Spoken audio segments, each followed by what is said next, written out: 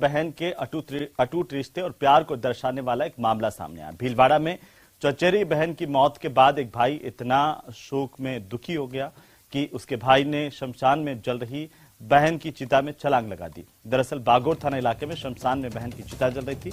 इसी दौरान उसके भाई सुखदेव भील ने जलती चिता में छलांग लगा दी। इसके बाद आनंद फानंद में यहां पर मौजूद लोगों ने, परिजनों ने सुखदेव को काफी मशक्कत के बाद बाहर निकाला, जिसके बाद इसे जिला चिकित्सालय ले जाया गया। वहां चिकित्सालय में डॉक्टरों ने इसका इलाज शुरू किया।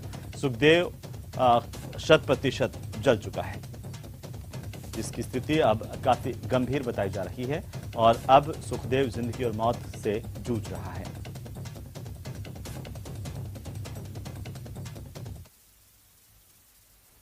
उसकी काका की लड़की की डेथ हो गई थी, हम भी गए थे वहाँ।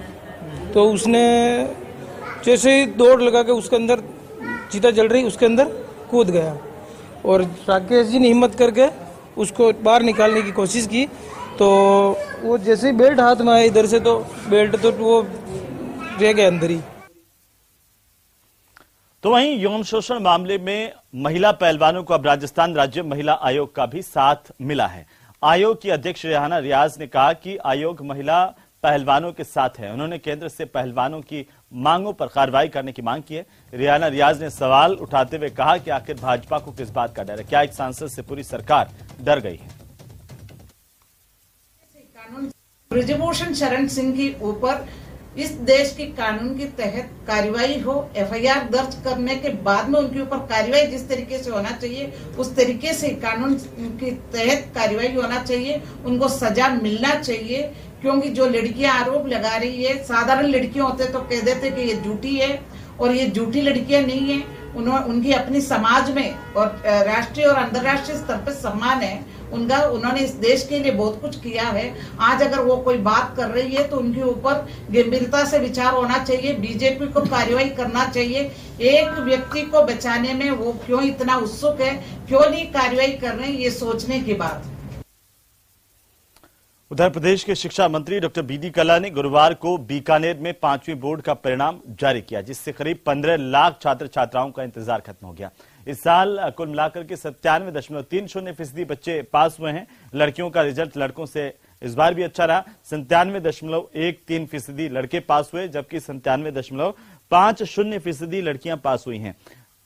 और इस दौरान हमारे संवाददाता विक्रम जागरवाल ने शिक्षा मंत्री से बात भी की है। शिक्षा मंत्री बीडी कल्ला आज बीकानेर में है और आज इन्होंने जो है 5वीं का परिणाम जारी किया है और ये परिणाम जो है वो 95.37% रहा है। और 8वीं बोर्ड की परीक्षा में जिस तरह से छात्राओं ने बाजी मारी थी उसी तरीके से इस बार भी जो है छात्राओं ने बाजी है। कल्ला जी, किस तरीके से आप देखते हैं इस परिणाम को?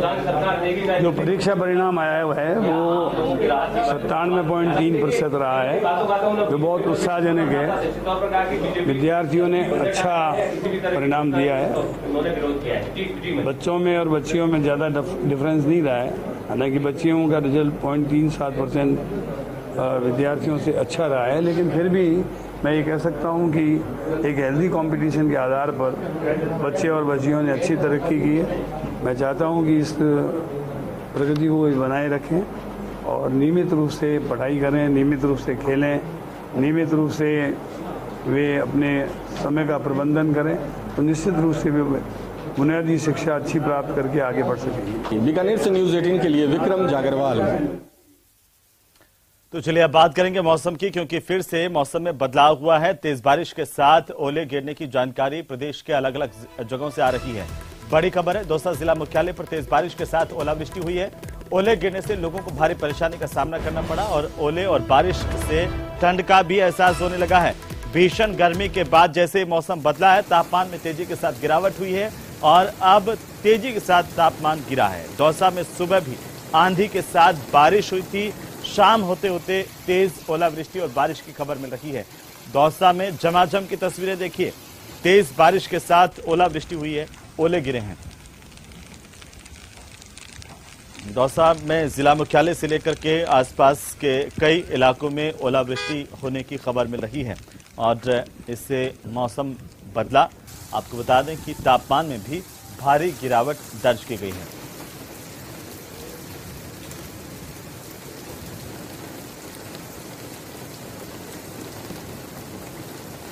तो लगातार पश्चिमी विक्षोभ के चलते प्रदेश में बार बार मौसम में बदलाव देखने को मिला है। कई सालों के बाद ऐसा पहली बार है जब मई जून के महीने में इस तरह से तेज बारिश का दौर देखने को मिला है। अभी जो तस्वीरें हैं वो दौसा की तस्वीरें हैं, जहां पर तेज बारिश के साथ ओलावृष्टि भी हुई है।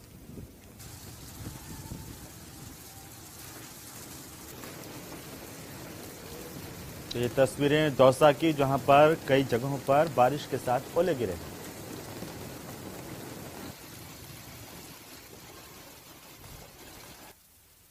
तो प्रदेश के बाकी जगहों से भी कुछ इसी तरह की तस्वीरें। सीकर में आज जमकर बारिश हुई है।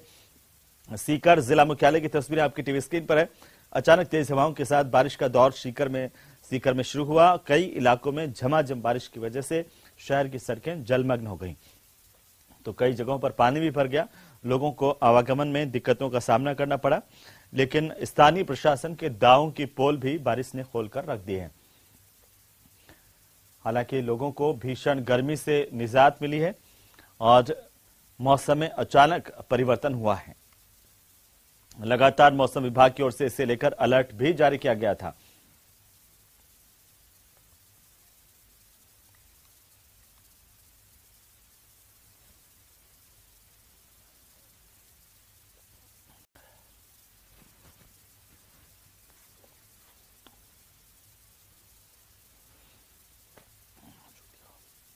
चलिए आगे बढ़ेंगे और भीलवाड़ा से खबर, जहां पर एक कार में अचानक से आग लगी और कार देखते ही देखते आग के गोले में तब्दील हो गई। दरअसल खंभे से टकरा करके कार में आग लगने की खबर सामने आई है और इस दौरान चालक की सूझबूझ से परिवार की जान हालांकि बच गई है। भीलवाड़ा जिले के दौलतगढ़ का यह मामला है, जिसकी तस्वीर टीवी स्क्रीन पर।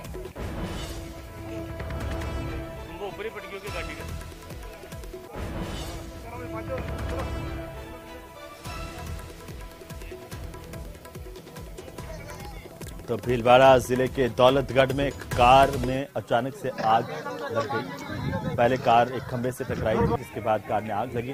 पुलिस और दमकल विभाग ने मौके पर पहुंचकर इस आग पर काबू पाया। हालांकि कुछ देर के लिए यातायात भी इससे प्रभावित हुआ और आग बुझाने के बाद इसे वहां से हटाया गया। तो सबसे पहले तेज गति से आ रही कार एक खंभे से टकराई थी, जिसके बाद बिजली का पोल जो है वो गिर गया और कार में आग लग गई। तो चलिए फिलहाल वक्त एक बार फिर से सोने की तस्करी का मामला सामने आया। कस्टम विभाग की ओर से बैंकॉक से जयपुर आए एक यात्री को 715 ग्राम सोने के साथ गिरफ्तार किया है। आरोपी यात्री ने इसे कैप्सूल के जरिए अपने रेक्टम में छिपा करके रखा हुआ था। पकड़े गए सोने की कीमत करीब 42 लाख रुपए बताई जा रही है। कस्टम अधिकारियों के मुताबिक जांच के दौरान जब यात्रियों की गतिविधियां संदिग्ध पाई गई तो सख्ती से पूछताछ की गई। इसके पास से सोना बरामद हुआ। आरोपी का पासपोर्ट जब्त करके इसकी विदेश यात्राओं की डिटेल भी अब खंगाली जा रही है।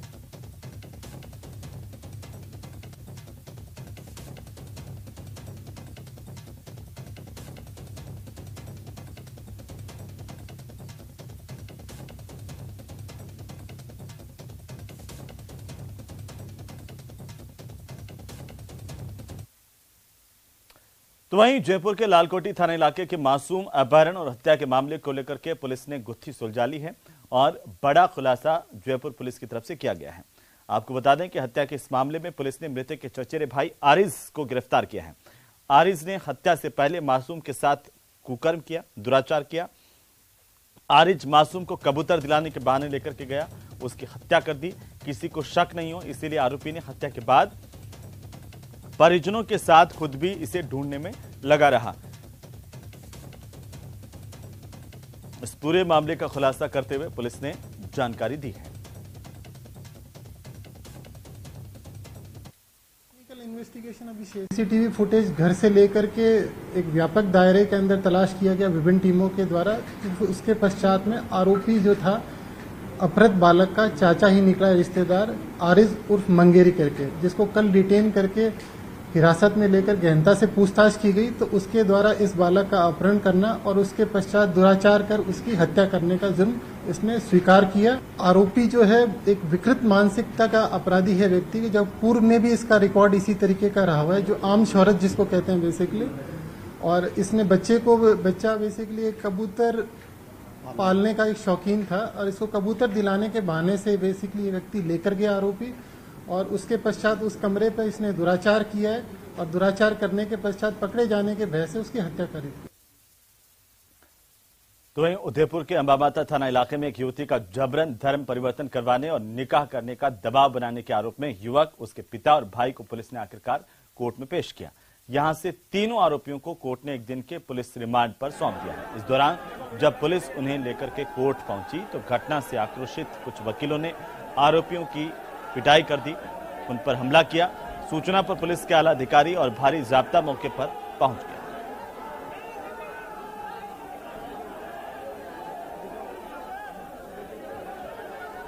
तो आखिरकार कोर्ट में पेश करने के दौरान कुछ वकीलों ने आरोपियों पर हमला कर उनके साथ मारपीट की। मौके पर भारी पुलिस जाब्ता तैनात किया गया और कड़ी सुरक्षा के बीच इन आरोपियों को यहां से निकाला गया। इन पर आरोप था कि एक युवती का जबरन धर्म परिवर्तन करवाने की उन्होंने कोशिश की, उस पर शादी के लिए जबरन दबाव बनाया, निकाह कराने का, और नहीं मानने पर जान से मारने की धमकी भी आरोपी दे चुके। इस पूरे मामले को लेकर के पुलिस की तफ्तीश लगातार जारी है। पुलिस ने आरोपियों को गिरफ्तार किया, कोर्ट में पेश किया। कोर्ट ने उन्हें पुलिस रिमांड पर सौंप दिया है।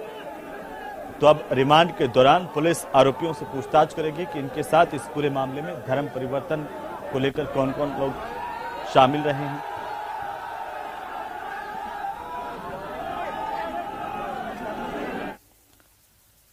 वहीं उदयपुर के गोगुंदा इलाके में बदमाशों का आतंक देखने को मिला है। होटल मूलजी के कैश काउंटर पर खड़े लोगों के साथ बदमाशों ने मारपीट की है। वहीं एसयूवी में आए बदमाशों के साथियों ने गाड़ी चढ़ाकर मारने की कोशिश की। तस्वीरें देखिए। घटना में ललित प्रजापत और उसके परिवार के लोग घायल हुए हैं। घटना को अंजाम देने के बाद बदमाश मौके से भाग छूटे। ये पूरी घटना सीसीटीवी में कैद हुई है, जिसकी तस्वीरें आपकी टीवी स्क्रीन पर है। सीसीटीवी के आधार पर अब पुलिस ने बदमाशों की तलाश शुरू कर दी है।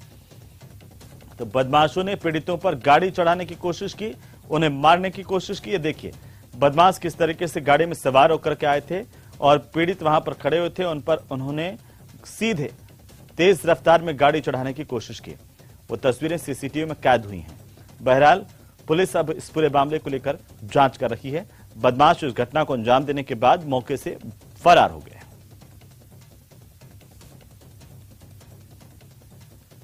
तो वहीं संभाग के सबसे बड़े एमबीएस अस्पताल के अधीक्षक कक्ष में बृहस्पतिवार को जमकर हंगामा हुआ। अस्पताल में व्याप्त अव्यवस्थाओं और मरीजों को होने वाली परेशानियों को लेकर के बीजेपी युवा मोर्चा के कार्यकर्ताओं ने अधीक्षक कक्ष जब विज्ञापन देने के लिए पहुंचे थे, लेकिन इस दौरान अधीक्षक और बीजेपी युवा मोर्चा के कार्यकर्ता आपस में उलझ गए और फिर हंगामे की स्थितियां पैदा हो गई।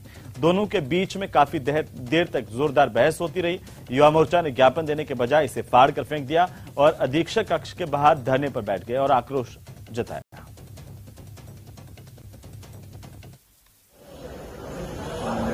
समस्याओं को लेकर हम अधीक्षक साहब के पास गए थे उन्हें अवगत करवाने, लेकिन अधीक्षक साहब का जो व्यवहार था वो किसी न किसी राजनीतिक संरक्षण के कारण जनता को कुछ समझ नहीं रहे हैं। समस्याओं के बारे में उन्होंने कह दिया कि हमें कोई लेना देना नहीं है, आपसे जो हो सकता है जो कर लो, आप कूलर ठीक करा दो, आप पार्किंग वाले से बात कर लो, यहाँ तो जो व्यवस्था है ऐसे ही चलती रहेगी।